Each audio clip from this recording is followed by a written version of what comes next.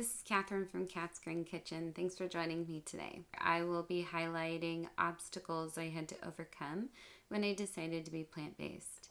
So if you have not, please go take a look at the last two videos I posted. The first one highlights the important, really what I plan on going over in my channel, which is recipes, tips, and informational videos on how to transition to being more plant-based.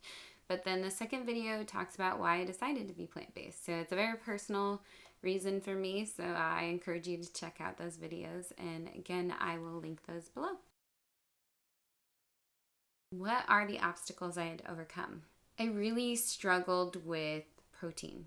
In the past, I used to cook around a meat. So I would think about, I'm going to eat chicken, or I'm going to eat steak, or I'm going to eat turkey for dinner. What sides am I going to have? I'm going to have some rice and maybe a salad, or veggies or potatoes with a green bean. It was really hard for me to get over the mindset side of things, of no longer cooking around a meat. And I'd have to say that was the biggest hurdle I had to overcome. Then it was, what are protein substitutes I can have, and can I actually make them taste good? So one alternative, and I want to highlight some of the alternatives I've substituted in, and I'll start with proteins and then I'll go into some dairy. So the first protein is tofu. There's different types of tofu. So there's silken tofu versus, I guess this is just firm tofu. So silken is very soft. So I make sauces with that or dressings, but you can get, you'll see a firmness level of 1 to 6, and this one's 4. So I usually get this at Costco in like a big container, and I only buy organic tofu. The tofu I always cook with more of a firmer tofu. Tofu takes some time to get used to cooking with.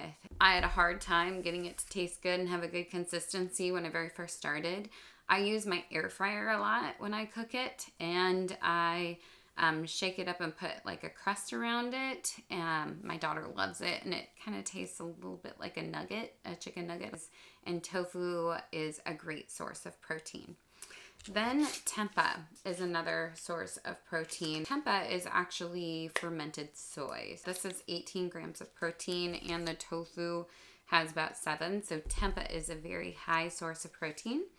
Next, beans. I cook with a lot of beans. So black beans, garbanzo beans, cantanelli beans, kidney beans, any kind of bean is a great source of protein. Highly recommend stocking up on that. And as you saw, I do use canned. I also have fresh, but I've experimented with cooking fresh, but it does take quite a bit of time. Next, let's highlight lentils. So there's green, brown, and red lentils. These are a great source of protein. These are 11 grams of protein for 1/4 cup. And the different types of lentils cook differently, and they're better for different recipes. So I will highlight that in future recipes. But again, lentils, you can actually make them taste pretty good, and they're great for soups too. Then let's talk about protein powders. So I personally use Sunwear and Truvani. This is the vanilla chai flavor. I really like this flavor. I actually bought a sample pack and tried the different flavors. This one was my favorite. But I actually just recently watched a documentary called You Are What You Eat, and they highlight a plant-based personal trainer who actually has a brand of protein called Vedge, and I really want to try that brand and see how it tastes. I've heard great things so far, so I will probably order some of that and let you know how I like it in comparison to the Sunwear and Truvani. All right, so then in dairy alternatives, I had already been eating dairy alternatives at this point when I went and eliminated meat. Because of sensitivities I had in the past, but I found some newer alternatives that I like the best, and so I'll highlight some of those. So this is a creamer, so Silk Oat Milk Creamer. This is the oatmeal cookie. I actually have an espresso Vertuo, and I use this in my milk frother. Oh my gosh, the best. Better than any kind of coffee from a coffee shop, so highly recommend that. My daughter and I use milk regularly, and you'll see this is my jug of milk. I make oat almond milk, and I actually use a machine called the Almond Cow, and I'll highlight that in a future video. I went through milk so much when my daughter transitioned to a dairy alternative milk, and I was spending so much money every week. So now I do the Almond Cow machine, and the cost has gone down tremendously. It's paid for itself multiple times because of the amount of milk we go through each week. So any kind of oat almond milk or soy milk is great. I usually like the Silk brand, but I now make my own just for cost effectiveness. Then cheeses. So this is just one brand. You'll see a lot of alternatives, at least here in the Pacific Northwest, in grocery stores. Violife is great. Chow. Miyoko is also a brand that is amazing, and they highlight that in the documentary. It is you are what you eat. And then the last one I wanted to highlight is just a butter. So this is the Country Crock plant-based with avocado oil. There's several different plant-based butters that you can get, and they are great. This one's really great for toast. It's really spreadable and just tastes really good. So dairy-free. So the biggest obstacle I had to overcome was just shifting from protein and dairy, and what can I have now? So with that and some of those suggestions, I hope that helps you. Some struggles I had dealt with was how to cook, what to cook, and when to cook it.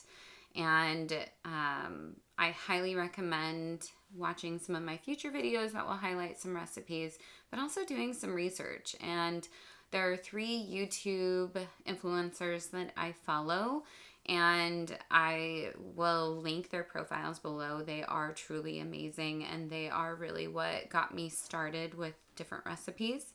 The first one is Gaz Oakley, and he actually has a cookbook that I have. Some of his recipes are a little bit more complicated or take longer, but they are absolutely delicious. And I think he started posting some shorter, easier videos more recently, and some fitness related ones of helping improve you and increase your protein. Healthy Emmie follows the McDougall program, which is really simplified plant-based eating with the foundation of sweet potatoes and potatoes as starches. And I enjoy watching some of her videos and some of her what she eats in a day, just to get a little bit more familiar of using sweet potatoes, more of a foundational starch. Last influencer that I follow is Natalie Matthews, and she is a bodybuilder that is completely vegan, and she highlights different recipes to increase your protein, but also meal prep as well, and she is amazing.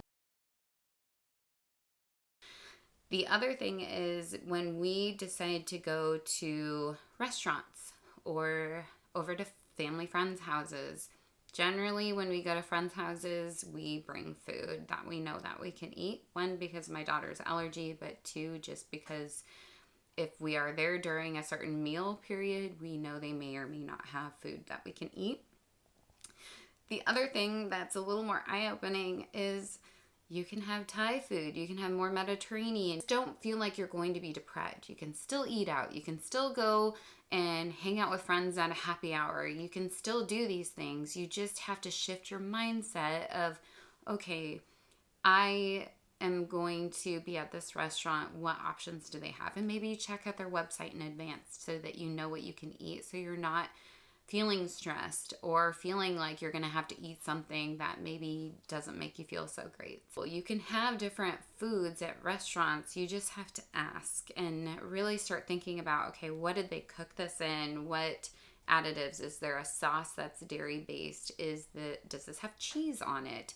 So asking questions, I think it's getting more normal for you to ask those questions. I hope that helped highlight some of the obstacles I had to overcome in the beginning. And then the last obstacle I'd have to say is explaining to people why I decided to be plant-based, or getting the looks of, oh, you're plant-based? That's why I think it's so important to have your why. You have an explanation of why you decided to be plant-based.